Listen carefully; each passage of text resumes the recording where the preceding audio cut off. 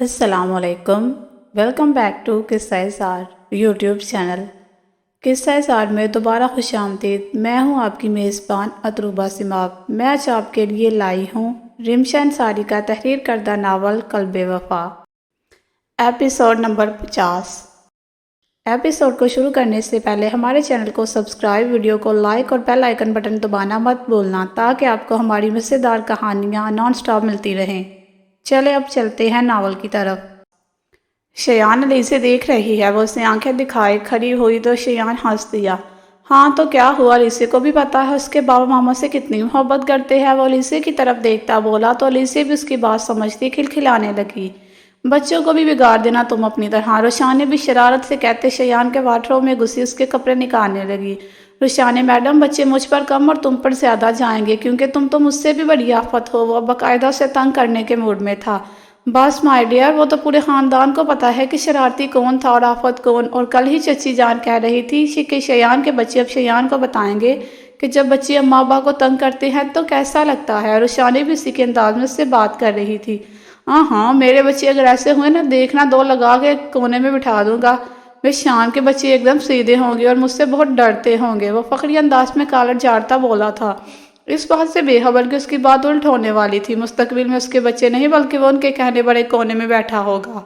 چلو دیکھتے ہیں، روشانے کندھے چکا کے کہتے اس کے کپڑے لے کر کمرے سے نکل گئی تھی۔ پیچھے وہ علیسے کے ساتھ کھیلنے میں مصروف ہو گیا تھا۔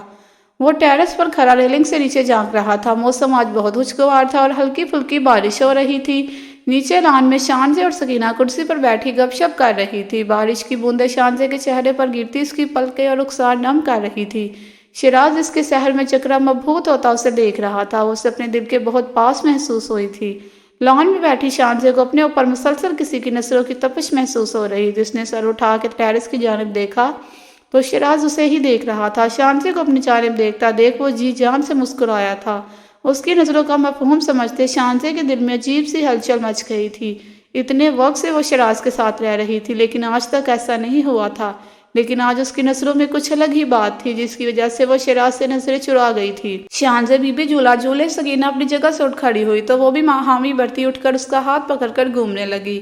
بارش نے زور پکڑ لیا تھا اور ٹراٹر بوندیں ان کو بھگو رہی تھی۔ وہ معصوم بچوں کی طرح سکینہ کے ساتھ مستیاں کر رہی تھی اور شیراز کو مار باری نظروں سے اسے دیکھتا اس کی محبت میں ڈوب رہا تھا۔ سعادت ولا میں پہلی بارش کی پہلی بوند زمین پر پڑی تو سعادت ولا کے مکینوں کے دل جھوم اٹھے۔ سبھی بارش کا موسم انجوائے کرنے کے لیے لان میں نکل آئے تھے۔ شفقت حسین اور نازیہ بھی سعادت ولا میں شفٹ ہو گئے تھے۔ شبنم، نازیہ اور مہتاب بیگم چائے پکوڑے لیے لان کی کرسیوں پر بیٹھ گئی تھی۔ ان کے ساتھ دادا جان بھی بیٹھے موسم سے لطف اندوز ہو رہے تھے۔ علیزہ بھی گھاس پر بیٹھی کھلونوں سے کھیل رہی تھی جبکہ روشانے اور مہرمہ لان میں پھولوں کے پاس کھڑی باتیں کرتی بارش میں بھیگ رہی تھی۔ شیان اور خیام ابھی تک آفس سے نہیں آئے تھے جبکہ باقی مرد بھی اپنے کاموں پر گئے ہوئے تھے۔ لان میں گونجتی گھر والوں کی ہنسی کہکہوں کی آواز بڑی بڑی محسوس ہو رہی تھی۔ بارش نے اب زور پکڑ لیا تھا اور گرج چمک کے ساتھ موسلا دار بارش شروع ہو گئی تھی۔ بیرونی دروازہ کھول کر شیان اور خیام گھر میں داخل ہوئے تو دونوں ہی پورے بھیگے ہوئے تھے۔ اوف، موسم انجوائے ہو رہا ہے، شیان نے روشانے کی جانب دیکھ شرارت سے کہا اور جھک کر علیسے کو گود میں اٹھا لیا۔ بابا کی جان بھی موسم انجوائے کر رہی ہے، وہ علیسے کو ہوا میں اچھالتا بولا تو علیسے زور زور سے ہنسنے لگی۔ شیان علیسے کے ساتھ مصروف ہو گیا تھا جبکہ خیام مہرمہ کے پاس جا کے سلام دعا کرنے لگا۔ خیام اور مہرمہ کو بات کرتا دیکھ روشانے بھی شیان کے پاس آ کھڑی ہوئی تھی۔ وہ بلیک کلر کا پینٹ شرٹ پہنا ہوا تھا جو پورا بھیگ گیا تھا۔ اس کے سیاہ سلکی بال ماتھے پر چپکے ہوئے تھے جس کے باعث وہ بہت پیارا لگ رہا تھا۔ روشانے نے گرین کلر کی ٹیلی ہی پھولوں والی فراک پہنی ہوئی تھی، بال جوڑے میں مقید تھے۔ روشانے کو اپنے پاس آتا دیکھ شیان علیسے کو زمین پر چھوڑ کر اس کی جانب متوجہ ہو گیا تھا۔ بڑی پیاری لگ رہی ہیں محترمہ، وہ اس کی تھوڑی چھوتے ہوئے بولا تو روشانے آنکھیں پھاڑی اسے گھورنے لگی۔ شیان، اپنی حرکتوں سے باز آ جاؤ، پوری فیملی موجود ہے یہاں، وہ منہ کے زاویے بناتے بولی تو شیان نے اسے چھیڑنے کی غرض سے پھر اس کا ٹھوڑی کو چھو لیا۔ روشانے، اب اندر چلو، کب سے بارش میں بھیگ رہی ہو، بیمار پڑ جاؤ گی۔ اس کے سفید پڑتے ہاتھوں اور نیلے پڑتے ہونٹوں کو دیکھ بولا تھا۔ شیان، کیا مسئلہ ہے، زیادہ باپ نہ بنو، تمہیں پتا ہے مجھے بارش کتنی پسند ہے۔ پھر بھی شیان کی بات سن وہ جلا اٹھی تھی۔ یار میری جان، کون انکار کر رہا ہے آپ کو بارش میں بھیگنے سے، بس ابھی آپ کی جو کنڈیشن ہے بھیگنا ٹھیک نہیں ہے، ہمارے بچے کے لیے خطرناک ہے۔ اس کا ہاتھ پکڑ کر اسے پیار سے سمجھا رہا تھا۔ روشانے کی نظر سامنے کرسیوں کی جانب پڑی تو چیپ گئی۔ सब लोग उन्हें देख मुस्कुराहट दबा रहे थे। उसने शर्म के मारे शयान के हाथ से अपना हाथ छुड़वा लिया। तुमको तो अंदर चल के बताता हूँ। उसकी इन हरकतों पर सुलगता वो गुस्से से बोला और एलिसे को गोद में उठाता अंदर की तरफ लपक गया। पीछे वो भी मुंह लटका कर अंदर की तरफ बढ़ गई थी। रुशाने और शयान के अंदर जाने के बाद वो दोनों भी अपने पोषण में चले आए थे। महरमा आ जाओ, टेरेस पर चलते हैं। ख़याम अपना कोट उतारता हुक्म करने लगा तो उसने नफ़ी में सर हिला दिया। ख़याम, मुझे घर का काम करना है थोड़ा। वो फजूल के बहाने बनाने लगी थी। मैडम, शादी के बाद आप इसलिए काम करती थी क्योंकि घर में अचानक से मसला हो गया था, लेकिन अल्हम्दुलिल्लाह अब सब ठीक है। तो अब आप काम को हाथ नहीं लगाएंगी, बाकायदा आपका खीर में हाथ डलवाएंगे, फिर ही आप घर के काम करेंगी। वो सीने पर हाथ बांधे खड़ा उससे मुखातिब था। नहीं, इसकी कोई ज़रूरत नहीं है ख़याम, ये मेरा घर है। मैं काम नहीं करूँगी तो कौन करेगा? वो मोहब्बत से उसकी जानिब देखने लगी। जस्ट शट अप और अभी चलो मेरे साथ टेरेस पर। मैं अपनी ज़िंदगी के साथ ये खूबसूरत मौसम एंजॉय करना चाहता हूँ। उसके करीब आता, उसके होंठों पर उंगली रखकर उसे चुप कराता बोला तो वो उस बात में सर हिला गई। ख़याम, हम आरिफ को देखने चले? ऊपर टेरेस की जानिब जाते वो ख़याम से पूछ रही थी। हाँ चल लेंगे, लेकिन पहले अपने शोहर के साथ तो थोड़ा वक्त गुजार लो मोहतरमा। उसका हाथ पकड़ता टेरेस का दरवाज़ा खोलकर अंदर दाखिल हो गया था। टेरेस पर खड़े होकर तो ये धुआंधार बारिश और भी हसीन लग रही थी। वो महरमा को अपने सामने खड़ा किया, उसका हाथ थाम कर खड़ा हो गया था। बारिश की बूंदें ऐसे लग रही थी जैसे छोटे पत्थर। यार तुम्हारे हाथ क्यों खाली हैं? चूड़ियाँ कहाँ हैं तुम्हारी, और मेहंदी कब लगवाओगी? वो इसके दोनों हाथों को गौर से देख रहा था। वो मैं काम कर रही थी तो उतार दी थी, फिर पहननी याद नहीं रही। और मेहंदी क्यों, हमारे घर में कोई फंक्शन थोड़ी है। वो मासूमियत से उससे जवाब दे रही थी। महरमा, ज़रूरी थोड़ी कि घर में कोई फंक्शन हो तभी मेहंदी लगवाओगी। कभी कभी हमें उन लोगों के लिए भी ये इह्तमाम कर लेने चाहिए जो हमसे मोहब्बत करते हैं। हमसे मोहब्बत करने वाले जब हैं तो उन्हें बड़ा सुकून मिलता है। इसलिए मैं भी यही चाहता हूँ तुम हर वक्त खुश रहो, तुम पर कोई परेशानी ना आए। और अगर खुदा न ख्वास्ता कोई परेशानी आती भी है तो मैं तुम्हारे साथ खड़ा हूँ। तुम्हारी सारी तकलीफ़ें खुद पर ले लूँगा, लेकिन बस तुम खुश और मुत्तमिन रहो। उसका हाथ पकड़कर अब टेरेस पर वॉक करने लगा था। अपने पसंदीदा शख्स के साथ तेज़ बारिश में उसका हाथ थाम कर चलना कितना खूबसूरत होता है, ये कोई ख़याम और महरमा से पूछता। आप बेफिक्र हो जा ख़याम, ऐसा कुछ नहीं होने वाला है। मैं हमेशा आपके साथ हूँ और आप हमेशा मेरे साथ। इसने ख़याम का बाजू पकड़ते अपना सर इसके कंधे से टकाया और आंखें मूंद ली। ख़याम ने भी अपना सर इसके सर पर लगा के आंखें बंद की, उन खूबसूरत पलों को महसूस किया था। बेशक जैसा मर्द होता है उसे वैसी औरत मिलती है, और महरमा भी बिल्कुल उस जैसी थी, सबसे मुखलिस, मासूम, मोहब्बत करने वाली और वफा निभाने वाली। कमरे में आने के बाद शयान शावर लेने चला गया था और रुशाने खुद कपड़े चेंज करके अलीसे के कपड़े चेंज करने लगी थी। अलीसे, बेटा नींद आ रही है आपको? अलीसे की आंखों में नींद देख रुशाने ने उसे बेड पर लटाया और छोटा कंबल उड़ा दिया। बारिश की वजह से मौसम ठंडा हो गया था। रुशाने अलीसे को थपकने लगी तो वो थोड़ी देर में ही सो गई। उसके सोने के बाद रुशाने ने उठकर कपड़े उठाए और बाहर रख के आ गई। वो वापस कमरे में आई तो शयान वाशरूम से बाहर आ चुका था। क्या कह रही थी तुम? उसके करीब आते शयान ने मजबूती से उसका हाथ पकड़ा तो वो सहम कर उससे देखने लगी। ज्यादा जुबान नहीं चलाती तुम मुझसे, अपने आप को बहुत बड़ा समझती हो? वो सर्द लहजे में कहता उसके करीब होता बोला तो रुशाने हैरान रह गई। इज्जत किया करो, मेरी शोहर हूँ तुम्हारा। अगर आइंदा के बाद मेरे आगे जुबान चली तो काट के डाल दूंगा इस जुबान को। वो उसका मुंह पकड़ता बोला तो रुशाने की आंखों से आंसू बहने लगे। शयान ने आज तक इससे ऐसा बर्ताव नहीं किया था, लेकिन आज पता नहीं उससे क्या हो गया था। क्या इसकी मोहब्बत खत्म हो गई थी? अरे अरे मेरा बच्चा। रोशनी रुशाने के आंसू देख वो फौरन ठीक हो गया था, वरना वो तो कब से उसके साथ मजाक कर रहा था। इसके यूं मीठा बनने पर रुशाने ने खफकी से उससे देखा और फिर अपना हाथ छड़वा के उससे दूर हो गई।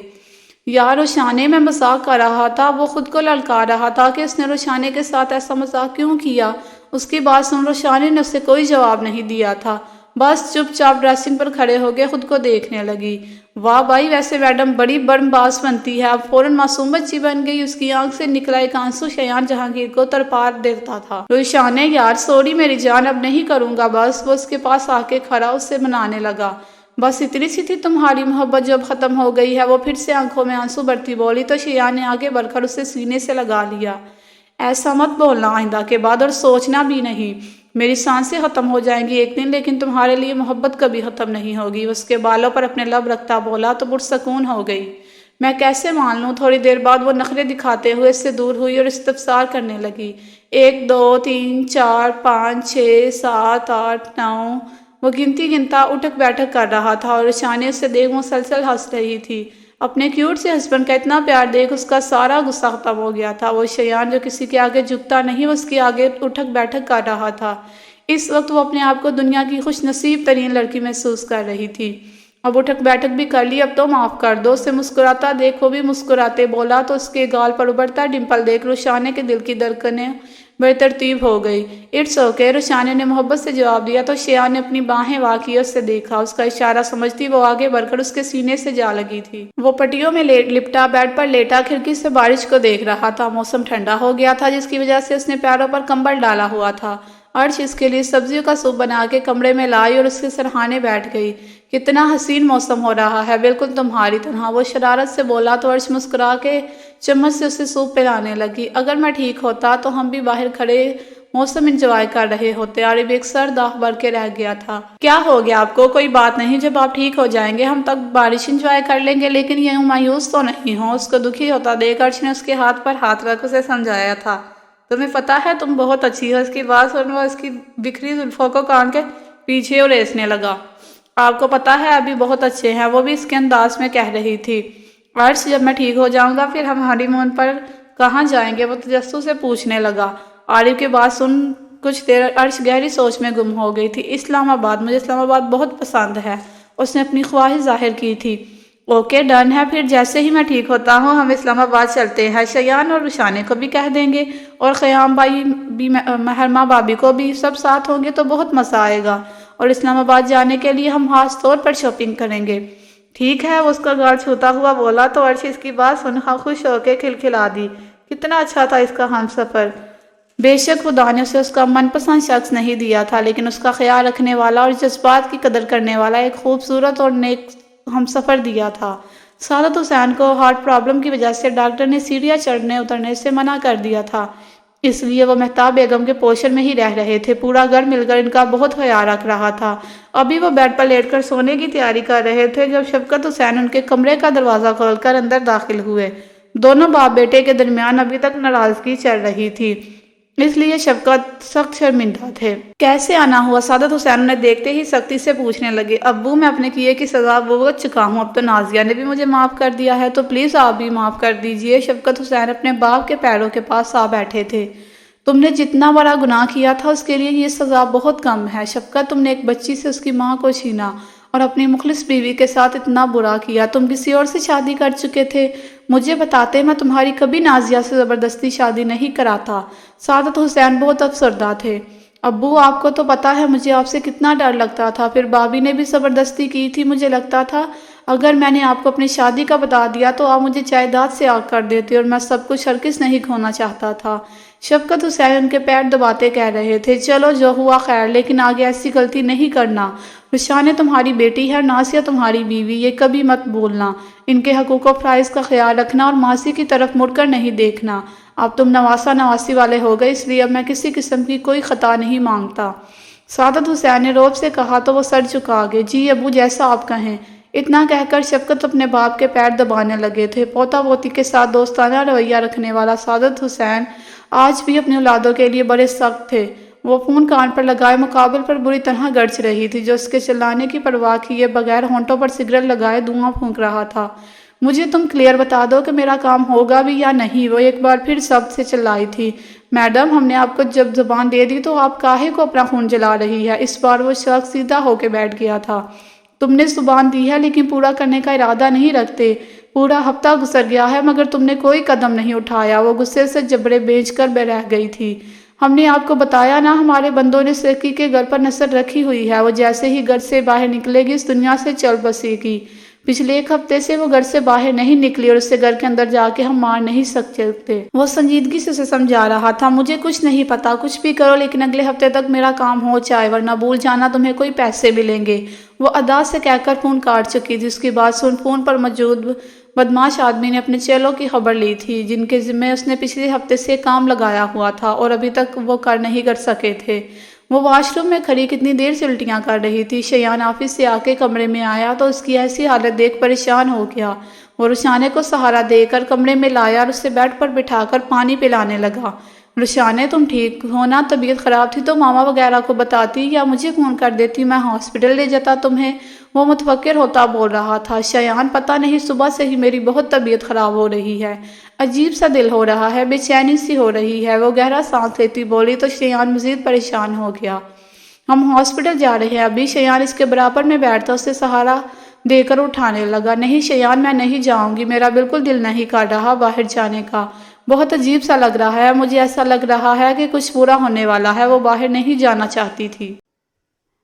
جی تو فرینڈ، کیسی لگی آج کی ایپیسوڈ؟ کمنٹ سیکشن میں ضرور بتائیے گا۔ پھر حاضر ہوں گے ناول کی نیکسٹ ایپیسوڈ کے ساتھ۔ تب تک کے لیے اجازت، اپنا خیال رکھیے گا۔ اللہ حافظ۔